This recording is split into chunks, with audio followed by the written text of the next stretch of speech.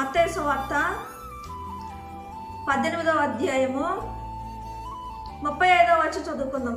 మీలో ప్రతి వాడును తన సహోదరుని హృదయపూర్వకముగా క్షమింపకపోయిన ఎడల నా పరలోకపు తండ్రియు ఆ ప్రకారమే మీ ఎడల చేయుననెను. దేవుడు ఎక్కడ ఏమంటాడు? ఇతరుల పాపాలను మనం క్షమించకుండా ఉండేవారుగా ఉంటే దేవుడు కూడా మన పాపాలను క్షమించడంట.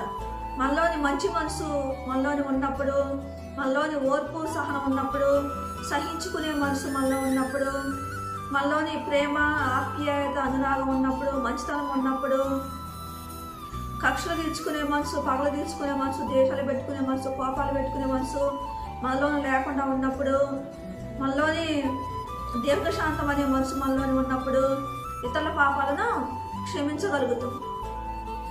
ఇతరుల పాపాలను క్షమించే మనసు మనకు ఉంటుంది.